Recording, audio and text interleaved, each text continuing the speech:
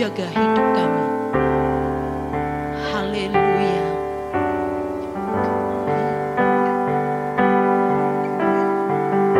Terima kasih Tuhan Yesus. Oleh anugerah-Mu yang terbaik ku terima dari-Mu,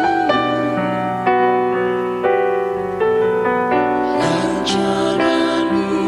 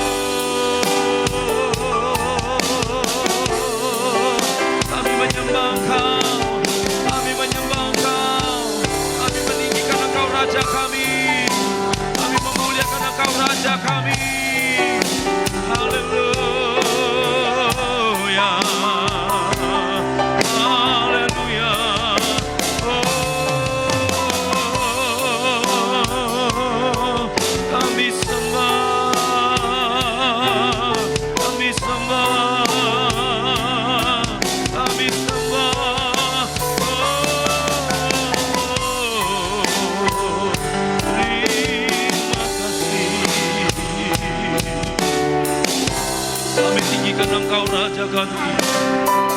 Kami muliakan Engkau Raja kami Tuhan. Terima kasih buat semuanya Tuhan.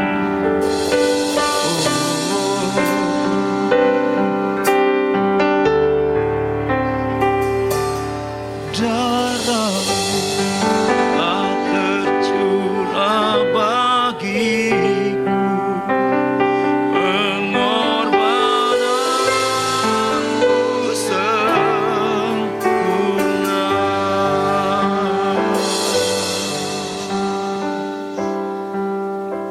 Terima kasih untuk kebaikan-Mu Tuhan. Terima kasih buat lawatan-Mu. Terima kasih buat karya-Mu. Biarlah firman-Mu yang akan hamba bagikan memberkati kami semua ya Tuhan. Mengurapi hamba-Mu secara pribadi. Terima kasih buat kasih setia-Mu. Di dalam nama Tuhan Yesus Kristus. Haleluya. Amin. Kita akan membaca di dalam Bilangan pasal 28. Ayat yang pertama sampai ayat yang ke-8. Bilangan pasal 28 ayat yang pertama sampai ayat yang ke-8. Kita baca bersama-sama.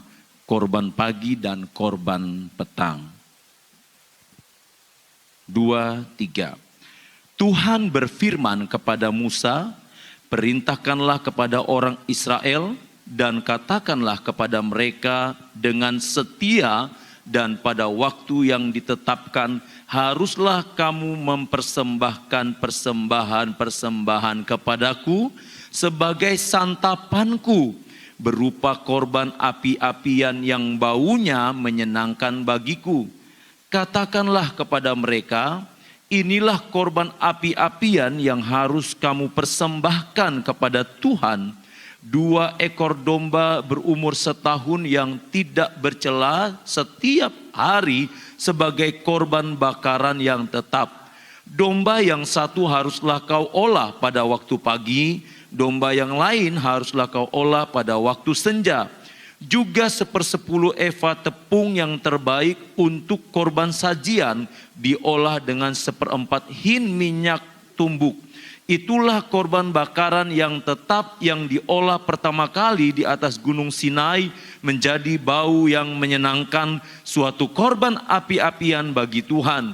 Dan korban curahannya ialah 1/4 hin untuk setiap domba.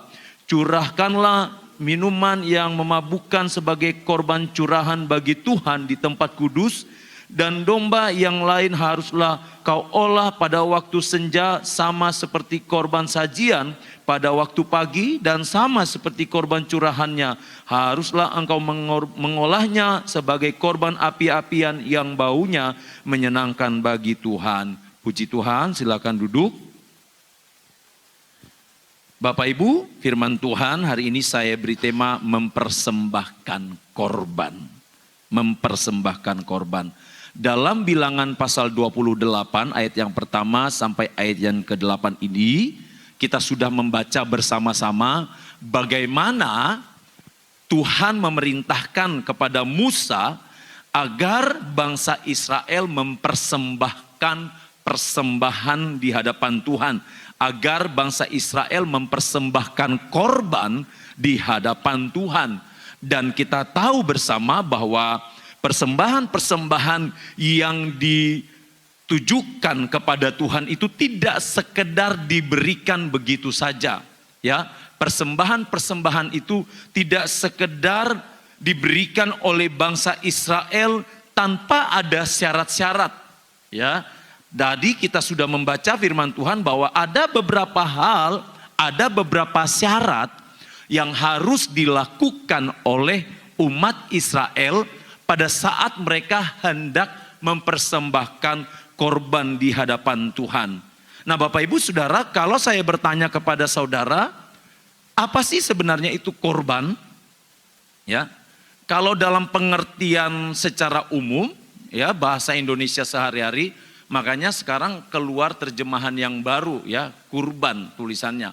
Kalau dalam tulisan atau terjemahan kita yang saat ini, khususnya dalam Kamus Besar Bahasa Indonesia, kalau berkata tentang korban itu orang yang mengalami ya sesuatu yang tidak enak, yang diperlakukan hal yang tidak baik dari orang lain. Tetapi di sini korban yang dimaksud adalah satu persembahan yang diberikan kepada Tuhan. Persembahan-persembahan yang diberikan kepada Tuhan oleh umat-umat Tuhan ada begitu banyak bentuknya. Ada persembahan berupa materi, tetapi ada juga persembahan yang berupa tenaga, waktu, dan lain sebagainya. Dengan kata lain, korban sifatnya sudah tidak lagi serta-merta tertuju kepada hal-hal yang sifatnya materi. Nah, di dalam bilangan 28 ini sendiri, Bapak Ibu Saudara, korban yang dimaksud di sini yang diperintahkan oleh Tuhan agar bangsa Israel persembahkan yaitu berupa domba. Ya, berupa domba, dan domba ini harus dipersembahkan kepada Tuhan. Nah, Saudara, ketika Tuhan perintahkan kepada Musa untuk bangsa Israel, Tuhan meminta Israel untuk setia. Ya, dalam bacaan kita tadi dikatakan begini, Tuhan berfirman kepada Musa, perintahkanlah kepada orang Israel dan katakanlah kepada mereka dengan setia. Jadi Tuhan meminta kepada Israel ketika mereka mempersembahkan korban, Tuhan meminta terlebih dahulu kesetiaan mereka. Kesetiaan Israel diminta oleh Tuhan. Kalau kita berbicara tentang kesetiaan bangsa Israel, tentu Tuhan punya alasan tersendiri. Kenapa? Karena bangsa Israel ini terkenal dengan bangsa yang tegar tengkuk. Bangsa Israel ini terkenal dengan bangsa yang tidak setia. Tuhan sudah menolong A, Tuhan sudah menolong B, Tuhan sudah menolong C. Tetapi tetap saja bangsa ini melakukan hal-hal yang menyakiti hati Tuhan. Satu contoh di dalam Keluaran pasal 32, dalam Keluaran pasal 32 kita baca kembali ayat yang pertama sampai ayat yang ke-6. Keluaran pasal 32 ayat yang pertama sampai ayat yang ke-6. Saya bacakan kepada saudara. Keluaran pasal 32 ayat yang pertama sampai ayat yang ke-6. Anak lembu emas. Ketika bangsa itu melihat bahwa Musa mengundur-undurkan turun dari gunung itu, maka berkumpulah mereka mengerumuni Harun dan berkata kepadanya, "Mari, buatlah untuk kami Allah yang akan berjalan di depan kami, sebab Musa ini orang yang telah memimpin kami keluar dari tanah Mesir. Kami tidak tahu apa yang telah terjadi dengan dia." Lalu berkatalah Harun kepada mereka, "Tanggalkanlah anting-anting emas yang ada pada telinga istrimu, anakmu laki-laki dan perempuan, dan bawalah semuanya kepadaku." Lalu seluruh bangsa itu menanggalkan anting-anting emas yang ada pada telinga mereka dan membawanya kepada Harun. Diterimanya itu dari tangan mereka, dibentuknya dengan pahat dan dibuatnyalah daripadanya anak lembu tuangan. Kemudian berkatalah mereka, "Hai Israel, inilah Allahmu yang telah menuntun engkau keluar dari tanah Mesir." Ketika Harun melihat itu, didirikannya mezbah di depan anak lembu itu. Berserulah Harun katanya, "Besok hari raya bagi Tuhan." Dan keesokan harinya pagi-pagi, maka mereka mempersembahkan korban bakaran dan korban keselamatan. Sesudah itu duduklah bangsa itu untuk makan dan minum, kemudian bangunlah mereka dan bersukaria. Bapak Ibu Saudara, kita perhatikan dalam Keluaran 32 ayat yang pertama sampai ayat yang ke-6, dengan jelas bangsa Israel berubah setia kepada Tuhan. Makanya di dalam Bilangan pasal yang ke-28 ayat 1 sampai ayat yang ke-8, Tuhan meminta Israel untuk setia. Kenapa? Karena bangsa ini terkenal bangsa yang suka berubah hatinya. Bangsa yang berubah. Satu, ketika mereka tertekan, mereka ingat Tuhan. Ketika mereka dalam kondisi yang terjepit, mereka datang kepada Tuhan. Mereka berseru, mereka sungguh-sungguh kepada Tuhan. Tapi di satu ketika di saat mereka dalam keadaan yang baik-baik saja menurut mereka, Mereka mulai meninggalkan Tuhan. Mereka mulai bersekongkol dengan Allah-Allah lain. Mereka mulai mencari Allah lain. Nah ini Israel Bapak Ibu Saudara. Sehingga Tuhan datang kepada Musa. Musa katakan kepada mereka agar mereka datang kepadaku. Agar mereka setia kepadaku. Ini yang Tuhan mau di dalam kehidupan orang Israel. Bapak Ibu Saudara, saat mereka mempersembahkan patung lembu emas, tentu hati ini, sikap ini sangat mengecewakan atau melukai hati Tuhan. Apa yang dilakukan oleh Israel benar-benar melukai hati Tuhan. Israel lupa bagaimana Tuhan menyertai mereka. Israel lupa bagaimana Tuhan memimpin kehidupan mereka. Israel lupa bagaimana Tuhan membela mereka terhadap bangsa Mesir. Untuk itulah Tuhan meminta kesetiaan mereka. Tuhan meminta Israel untuk setia. Tuhan tahu kelemahan Israel. Kelemahan Israel adalah ketidaksetiaan. Bapak Ibu Saudara yang kasih dalam Tuhan Yesus Kristus, Tuhan tahu di mana kelemahan kita. Tuhan tahu kelemahan saya, Tuhan tahu kelemahan saudara. Jangan pernah bermain-main dengan area yang membuat kita bisa jauh dari Tuhan. Jangan pernah bermain-main di area yang membuat kita bisa tidak setia kepada Tuhan. Jangan kompromi dengan dosa. Ingat Bapak Ibu Saudara, berhala-berhala yang dilakukan oleh Israel lain bentuknya di zaman sekarang. Saya sudah sampaikan beberapa waktu yang lalu. Ya, berhala-berhala itu bisa berupa waktu-waktu kita yang terbuang, yang harusnya kita bersekutu dengan Tuhan. Kita melupakan semua waktu-waktu itu. Yusuf tidak kompromi dengan dosa. Kalau saudara baca di dalam kitab Kejadian pasal 39, dalam kitab Kejadian pasal 39 ayat 6b sampai ayat 13, saudara akan menemukan bagaimana Yusuf tidak kompromi dengan dosa. Yusuf tahu kelemahan dia sebagai seorang muda, makanya Yusuf lari ketika rayuan istri Potifar datang di dalam kehidupannya. Yusuf mau dia tetap setia kepada Tuhan yang tetap memimpin menuntun kehidupannya. Untuk itu Yusuf tanggalkan semuanya, segala kedagingannya. Saudara yang kekasih di dalam Tuhan Yesus Kristus, ketika Tuhan meminta Israel untuk setia, Tuhan tidak ingin janji Tuhan yang sempurna itu, Tuhan tidak ingin janji Tuhan yang sempurna kepada Israel tidak digenapi. Tuhan mau janji Tuhan yang sempurna kepada Israel digenapi. Dengan apa? Mereka masuk ke tanah Kanaan yang berlimpah susu dan madunya. Tapi pada kenyataannya, generasi pertama hanya 2 orang yang masuk di tanah perjanjian. Siapa saudara? Siapa? Yosua dan Kaleb. Bahkan Musa pun hanya diizinkan Tuhan untuk melihat tanah perjanjian itu. Musa tidak ikut masuk. Bayangkan, seorang hamba Tuhan. Jadi Bapak Ibu Saudara, saya beritahu kepada saudara semua, Tuhan tidak pernah melihat dia mau hamba Tuhan, mau hamba Tuhan besar, mau penginjil terkenal, mau jemaat Tuhan, mau pelayan Tuhan. Tuhan tidak pernah lihat itu. Yang Tuhan lihat, apakah dia setia kepada Tuhan atau tidak. Apakah dia condong, hatinya condong kepada berhala-berhala, ataukah condong kepada Tuhan.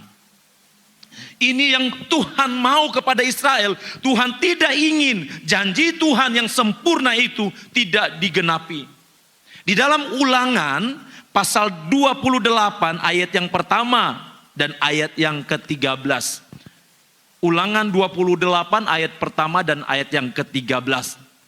Jika engkau baik-baik mendengarkan suara Tuhan Allahmu dan melakukan dengan setia segala perintahnya yang kusampaikan kepadamu pada hari ini, maka Tuhan Allahmu akan mengangkat engkau di atas segala bangsa di bumi. Ini janji Tuhan. Ayat 13. Tuhan akan mengangkat engkau menjadi kepala dan bukan menjadi ekor. Engkau akan tetap naik dan bukan turun. Apabila engkau mendengarkan perintah Tuhan Allahmu yang kusampaikan pada hari ini, kau lakukan dengan setia. Ini janji Tuhan buat bangsa Israel. Janji Tuhan buat bangsa Israel sempurna. Janji Tuhan sempurna. Tuhan mau menjadikan mereka kepala bukan ekor. Tapi dengan catatan, mereka harus melakukan segala sesuatunya dengan setia.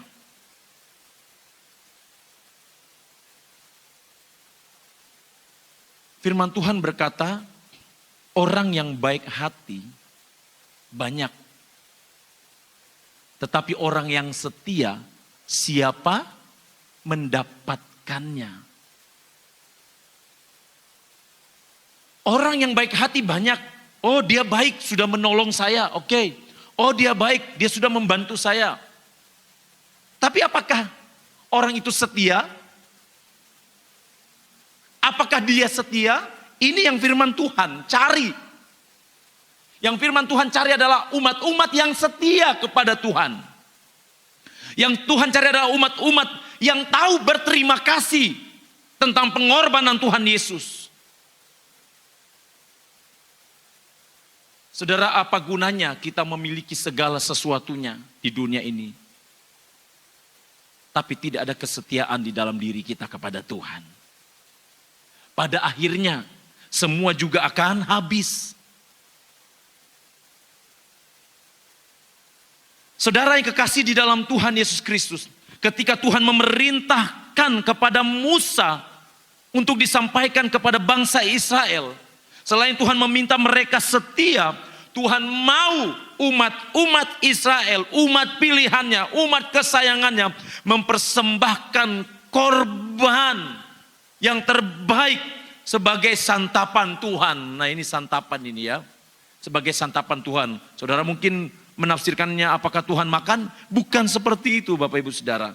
Dalam kitab Daniel pasal yang pertama bisa dilihat, Daniel pasal pertama ayat yang kelima dan ayat yang ke-8. Daniel pasal pertama ayat yang kelima dan ayat ke-8 itu tentang santapan ya, santapan raja, namun sebelumnya sudah dipersembahkan kepada dewa-dewa. Coba saudara bisa lihat. Dan raja menetapkan bagi mereka pelabur setiap hari dari santapan raja dan dari anggur yang biasa diminumnya.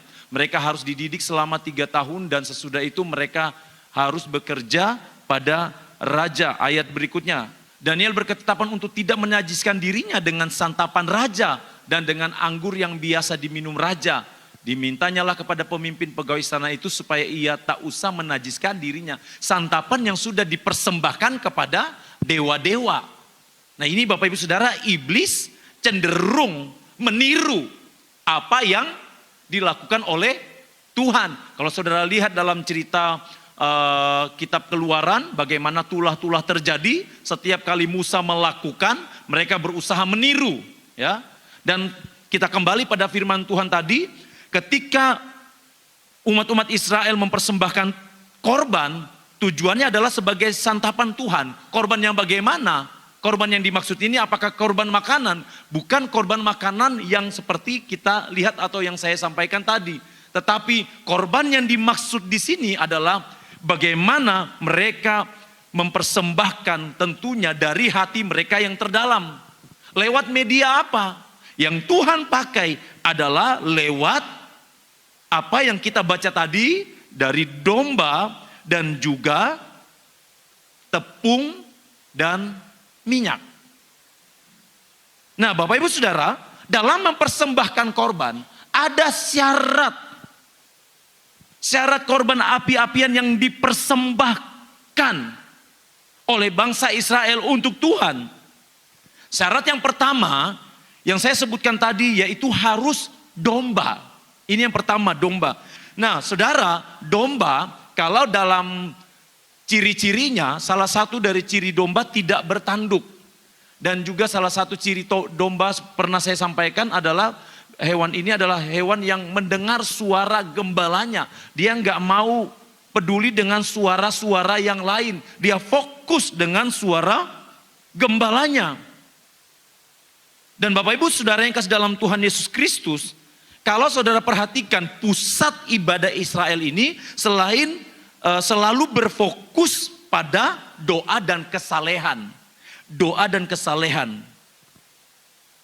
Nah, saudara, domba yang diharapkan sebagai korban tentu di sini menggambarkan tentang Kristus atau Yesus sebagai domba Paskah.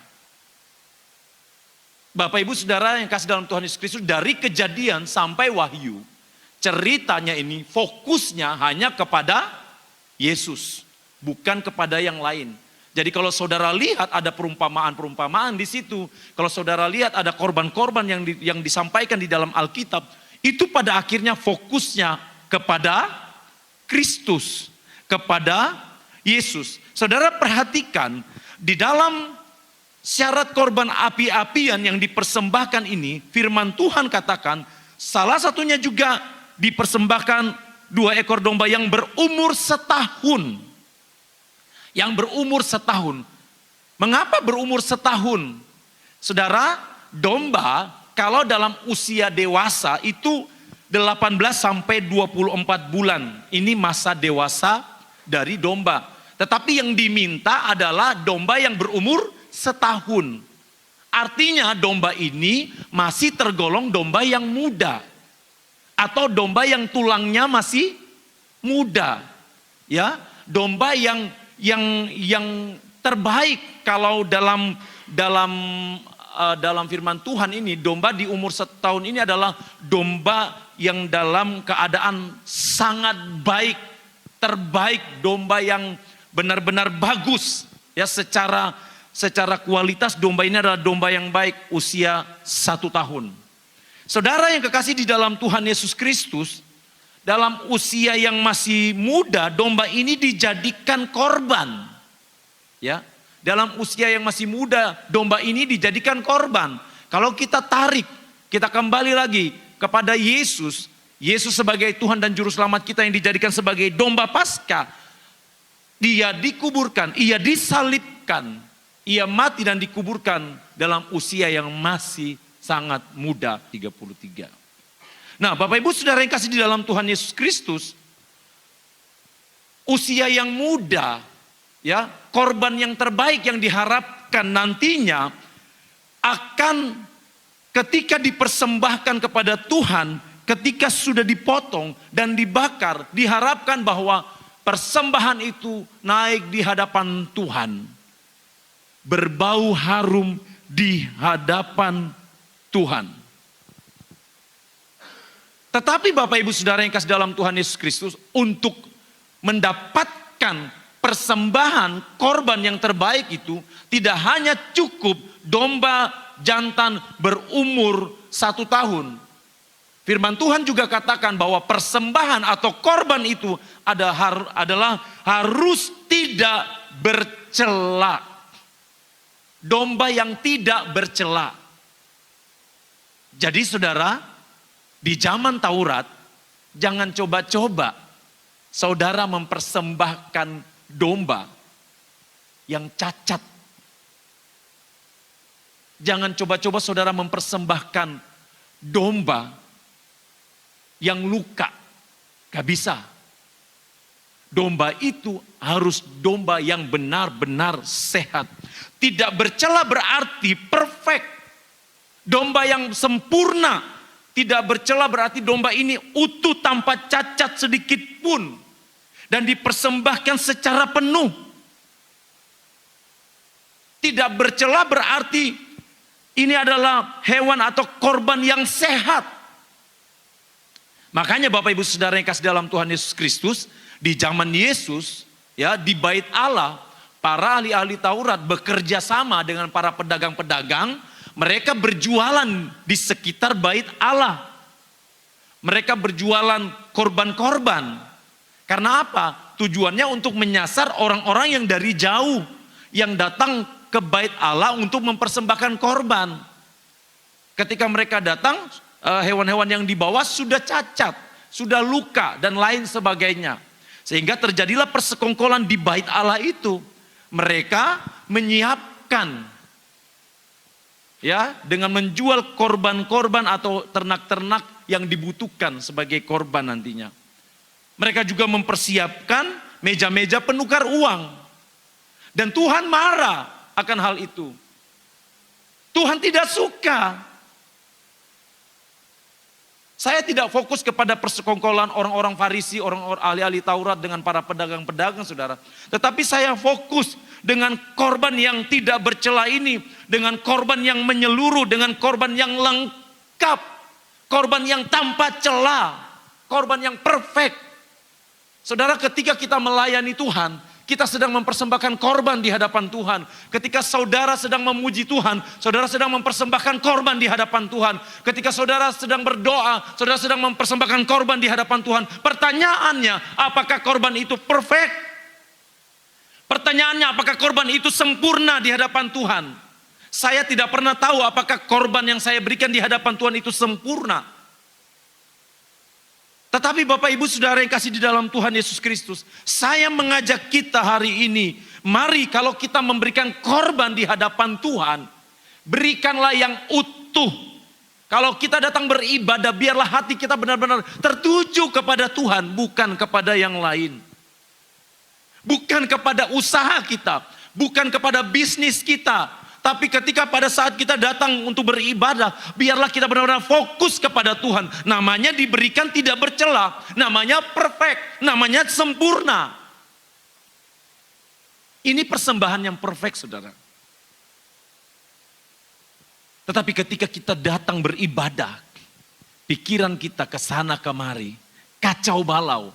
Atau pada saat kita berdoa, tapi pikiran kita kacau balau, tidak tertuju kepada Tuhan.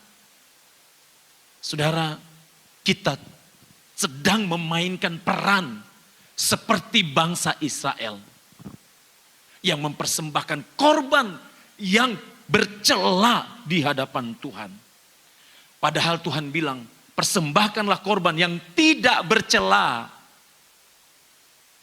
Persembahkanlah korban yang perfect, yang sempurna, yang utuh. Saya harus ingatkan kepada saya dan saudara, kalau kita mau mempersembahkan korban di hadapan Tuhan, kita harus persembahkan yang terbaik. Apapun, korban apapun yang kita berikan kepada Tuhan harus perfect. Korban apapun yang kita berikan kepada Tuhan harus sempurna. Kalau saudara berkata tidak ada yang sempurna, benar, secara manusia tidak ada yang sempurna. Tetapi Roh Kuduslah yang akan menyempurnakan. Yang penting ini saudara, hati kita ini loh. Jangan coba menggadaikan korban yang kita berikan kepada Tuhan dengan yang lain.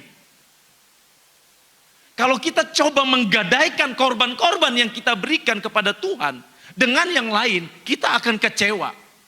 Saya ingatkan kepada saudara, jangan pernah mengukur Tuhan dengan materi kita. Jangan pernah mengukur Tuhan dengan kekuatan kita. Jangan pernah mengukur Tuhan dengan kepintaran kita. Jangan pernah mengukur Tuhan dengan hal-hal daging. Jangan pernah mengukur Tuhan dengan hal-hal yang membuat hati Tuhan kecewa. Tuhan tidak mau dia disandingkan dengan apapun juga. Jadi kalau kita mempersembahkan korban Bapak Ibu Saudara, apapun korban itu, hayo berikan yang terbaik di hadapan Tuhan. Apapun korban saudara, apapun itu, doa saudara, naikkanlah doa saudara dengan benar di hadapan Tuhan. Jangan sampai ada celah. Persembahan yang perfect, persembahan yang sempurna itu salah satunya juga adalah membuang segala kedagingan di dalam kehidupan kita. Setiap orang punya kekurangan. Saya punya kekurangan. Saudara punya kekurangan. Siapapun di dunia ini punya kekurangan. Tetapi bukan berarti kita hidup dengan kekurangan itu, bukan? Saya kira kita harus hidup selalu baru di dalam Tuhan. Dan untuk hidup selalu baru di dalam Tuhan, kita harus hidup seturut dengan maunya Tuhan. Ikut apa komando Tuhan.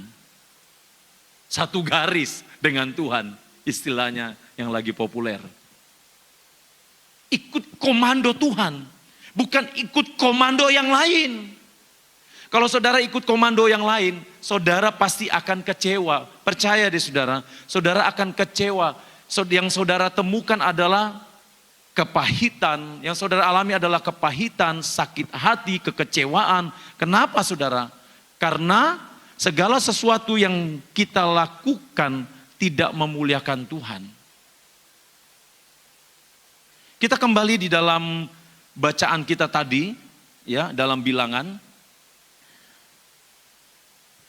Salah satu selain domba yang juga dipakai untuk dipersembahkan sebagai korban, di dalamnya ada tepung. Dan tepung yang dimaksudnya adalah tepung terbaik. Tepung terbaik, kalau berbicara tepung di dalam Alkitab selalu berbicara tentang persekutuan dengan Tuhan.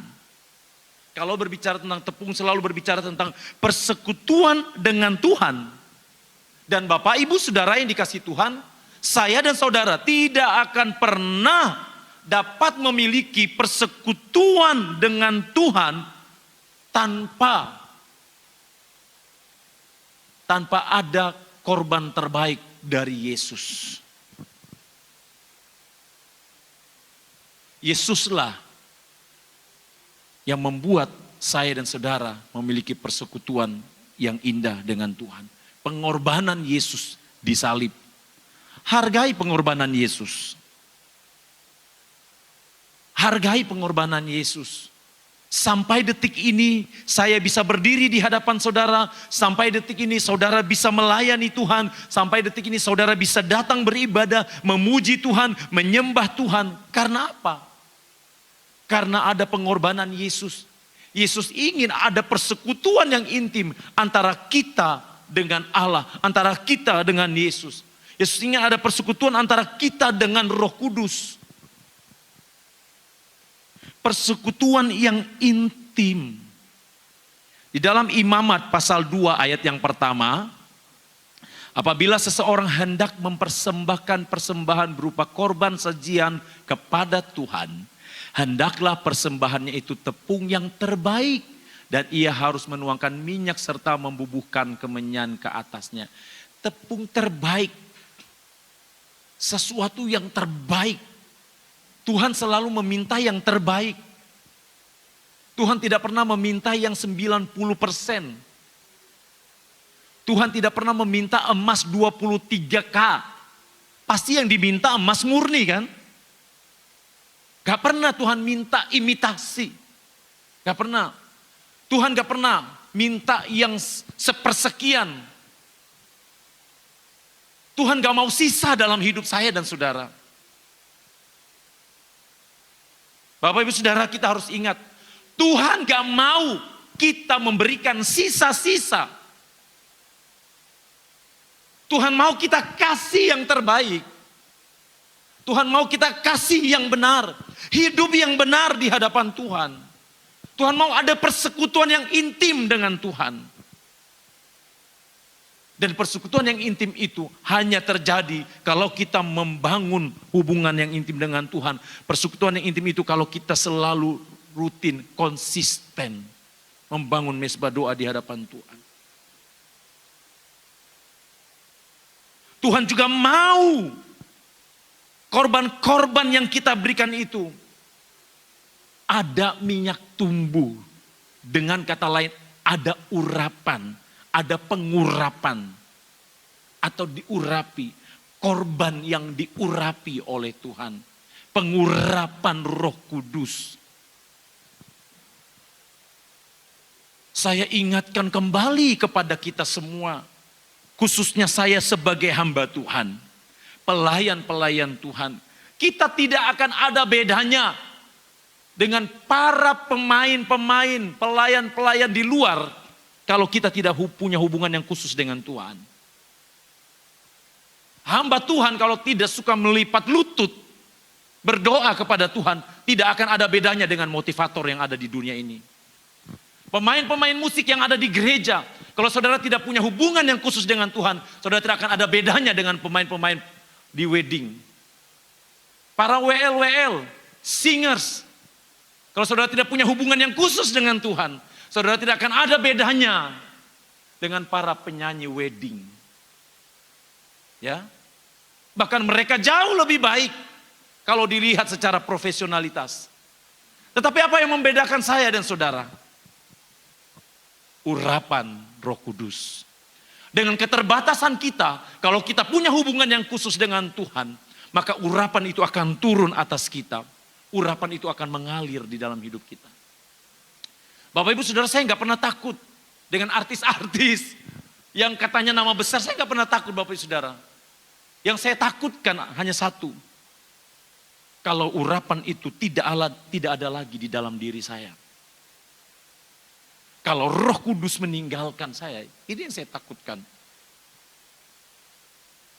Kita tahu dalam cerita Alkitab bagaimana Saul, ya kan? Roh Tuhan undur daripada Saul. Roh Tuhan undur daripada Saul. Saudara, dalam firman Tuhan, dalam bacaan kita tadi, firman Tuhan katakan harus dipersembahkan setiap hari. Saudara bayangkan firman Tuhan bilang, korban-korban itu, ya, domba itu harus dipersembahkan setiap hari. Saudara, coba saudara hitung ya, 2 ekor domba berumur setahun. Harga satu domba berapa sih? Saya nggak ngerti saudara. Mungkin ada yang ngerti harga satu kambing di sini. Saudara bisa kali, kurang lebih berapa saudara kalau harga satu kambing? Ada 4 juta? Gak nyampe?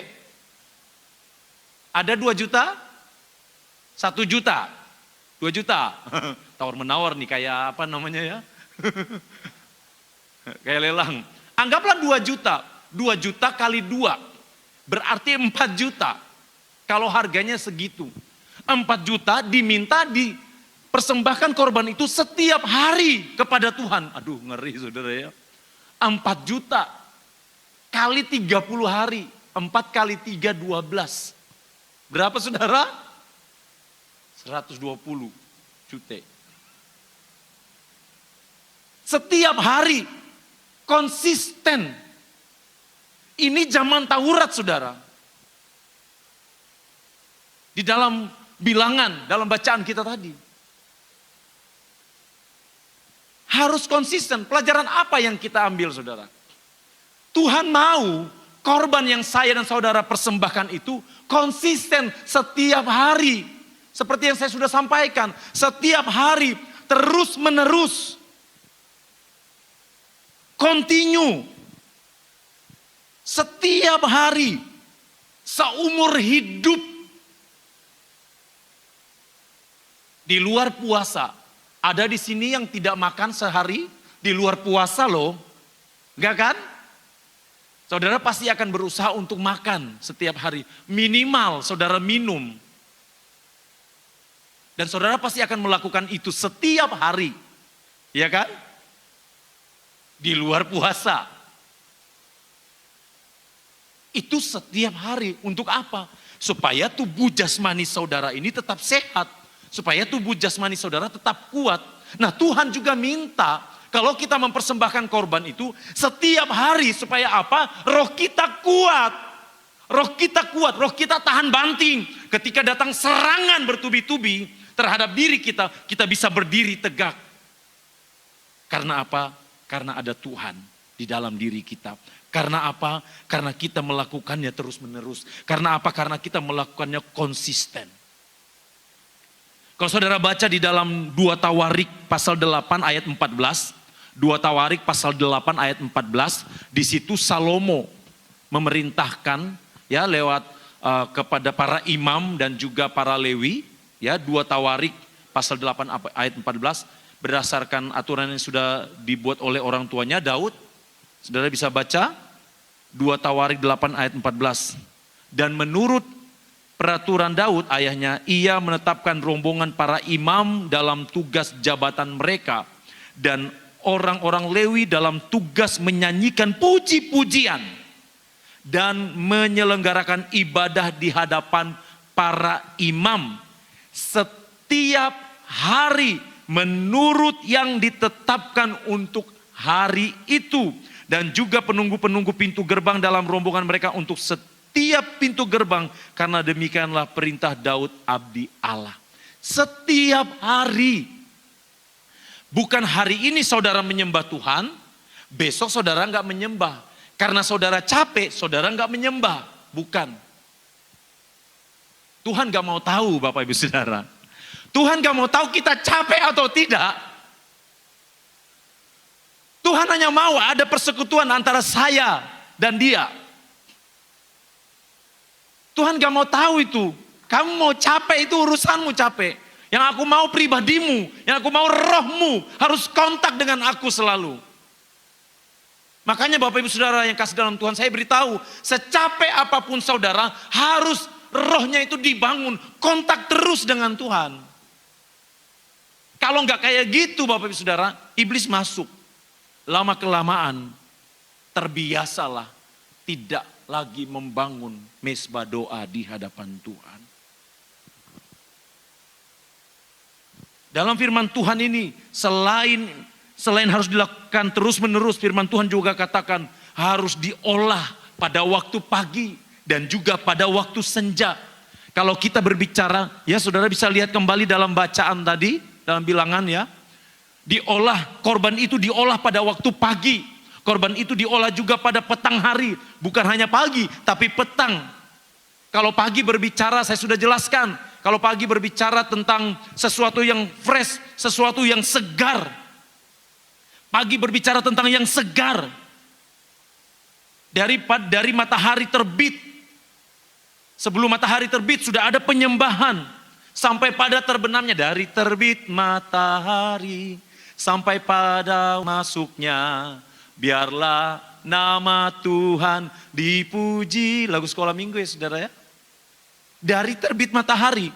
Dan firman Tuhan ini katakan, korban itu harus diolah pada waktu pagi dan juga pada petang, pada waktu senja.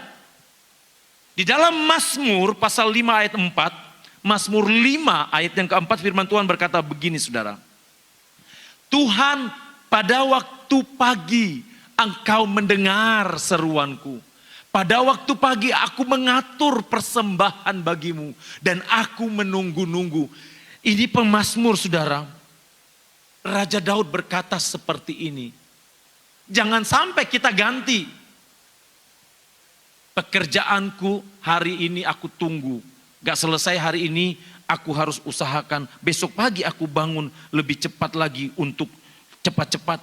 Kita lupa bahwa segala sesuatu itu harus dimulai dengan doa.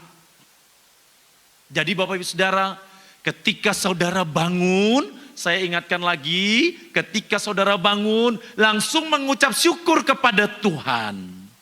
Kasih yang fresh, kasih yang segar di hadapan Tuhan. Pengkhotbah 11 ayat yang ke-6. Taburkanlah benihmu di pagi-pagi hari. Janganlah memberi istirahat kepada tanganmu pada petang hari. Karena engkau tidak mengetahui apakah ini atau itu yang akan berhasil. Atau kedua-duanya sama baik. Taburkanlah. Tabur saja. Para petani menabur. Mereka tidak tahu dari sekian banyak butir padi atau butir jagung yang ditabur. Mereka tidak tahu mana yang tumbuh.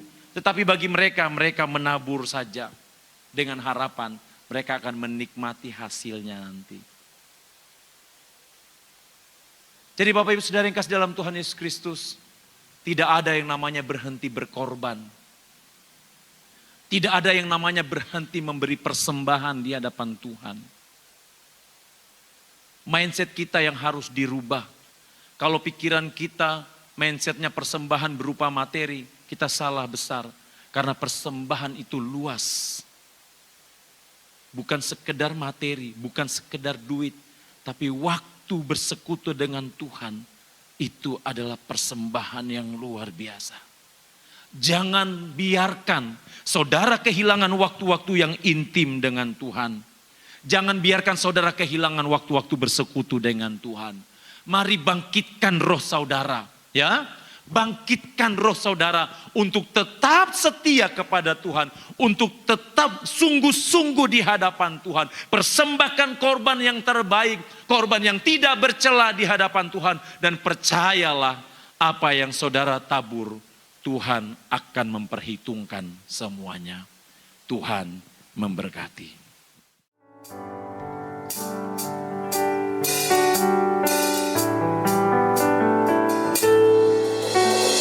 Saat ku masuk ke hadirat-Mu, ku tersungkur dan sembah-Mu. Persembahkan korban syukurku